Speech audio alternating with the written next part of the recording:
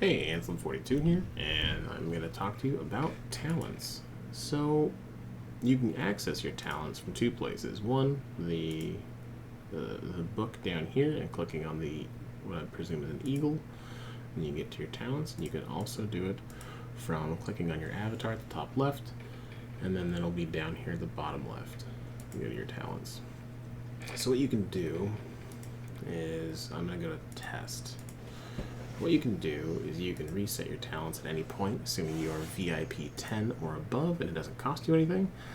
We're going to focus on the three trees. We have economy, which is focused on increasing your build speed, your research speed, and increasing your resource generation and acquisition speeds. So producing wood faster, producing food faster, giving you abilities that just give you 5 hours worth of all of your production buildings twice a day, assuming you press the button, which also is affected by your talents of like production talents, as well as fast building, which is an incredibly potent ability to give you a 5-minute window to have 20% increased build speed and research speed once a day. So that's really useful, since this tree already gives you increased speed up in both research and building. It's pretty good to have. The other really unique and powerful ability that you gain in the economy tree is Swift Gather. A Swift Gather will give you the ability to instantly complete the gathering on any resource tile you're on that is not diamonds and is not the alliance resource tile. So if I go out and I get on 5 different level 7 gas nodes, and I hit Swift Gather, all of them will, even if they'd only been on each of them for a minute, I will gather all of that gas, all those resources, and my troops will start marching back to my base. So it's incredibly potent. Inside the military tree, you have stat boosts for all 4 troop types, as well as march speed, and you have powerful abilities like recall, which instantly pulls all of your troops back to your base, so they don't have to slowly march back 20 minutes from that guy you hit way over there, that tagless base you hit way over there. You can instantly be back at your base and you're ready to defend yourself or send things out again. Apart from the general statistical boosts of attack, defense, and HP, you have the most important parts of this tree, which are your march cap. You can get up to 5,000 per march cap, so that gets you up to 20,000 total march cap increase if you get all 4 of them. Mega March also increases your march cap by 10% for 30 minutes. So if you're going to do speaker trap, or you're going to throw a bunch of stuff in the mill before you log out for a couple days, or whatever it is this will allow you to send more troops to a thing. If you want to see if you can knock down that higher level layer just barely, because you're at 49%, you want to see if you can crack it with that, just a few more troops. This is an incredible tool for that. But again, March cap increase is really the gem in here, and I think there's 3 or 4. Okay, there's only 3, so there's 15,000 total troop increase available. The last thing inside this tree is First Aid, which is really powerful. So it converts 30% of the casualties into wounded. So 30% of the troops that would have just died instead go into your infirmary. I have a video on infirmaries if you're curious how that works. So you really, if you're gonna take big hits, if you're in WLK and somebody's setting a super rally on your building, or you're joining a super rally to hit a really well reinforced building, you may want to pop this beforehand. You have 30 more minutes of it after you pop it, so you don't have to be super judicious with it. And it is worth using. You don't want to go an entire WLK and then just not have used it. If you could have saved some troops. Sure, you have to heal them, but it's way easier and faster to heal them than to build new ones. And then finally we get to the balance tree. The balance tree is kind of a mixed bag. It gives you three things. It gives you some march towards zombies and cheaper stamina or stamina generation. So all of that.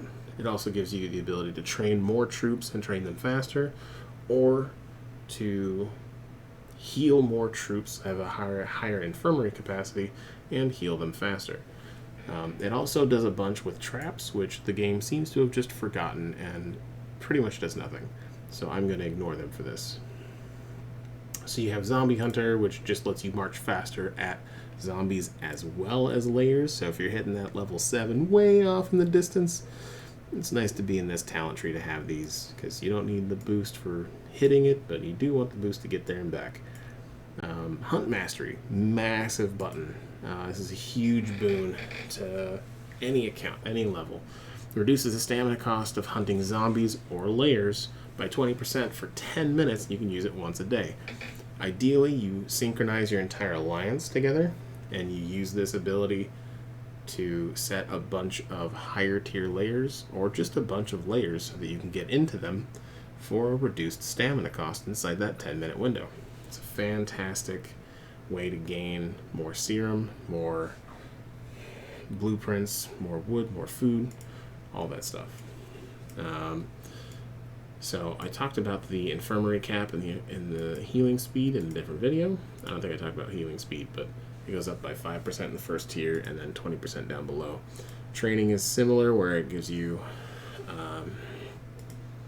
100 here, and then I believe 500 down below, or 400 down below. And the training speed goes up to 5% in the first tier.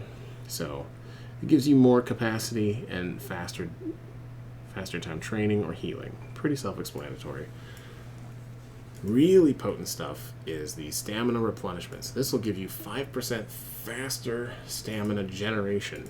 So the yellow bar, where it says it's going to take 6 hours and 37 minutes to fill this up. If I switch to, so hold on, that said 6 hours 37 minutes. So if I switch to my balance tree, let's see what that says now. It shaved an entire hour off of filling up 90 stamina. You can do the math at home if you want, but it's a big jump. So really powerful, really potent. And we'll go into the balance tree. So that is 5% here, and then another 20% all the way down here, which is as far as I will ever go in this tree. I will not get that. It doesn't really help me. Maybe one day. Not right now. So your stamina replenishment is really powerful. Trap stuff. Cost reduction, really potent. Really potent. Reduces the resource cost of healing and training by a quarter, by 25% for an hour, and you can use it once a day. And this is amazing. If you just leave all of your troops to heal once a day, assuming that you have plenty of infirmary capacity, see the infirmary video, then you're totally fine to just leave them there and then use this once a day. I recommend using this once a day before you train things for the day. And before you do press that healing button, you might consider pressing Instant Heal, which will heal 10% of the wounded in your infirmary for free once a day. I tend to refer to this as the button. And that's how, after, say, a big fight or a big exchange in WLK, I'll press that button before I start healing, and then using healing speed ups. But yeah, you have more infirmary cap and training cap, you have more healing speed and training speed, and that's pretty much the rest of this tree. So economy, build speed, research speed, resource generation, and then your cooldowns, military, stats for your troops, recall, march capacity, mega march, and first aid. And balance has your hunt mastery, as well as your training and healing, capacity and speed, and your stamina replenishment and cost reduction. Yeah, okay, pretty long-winded video, but thanks for watching, and cheers.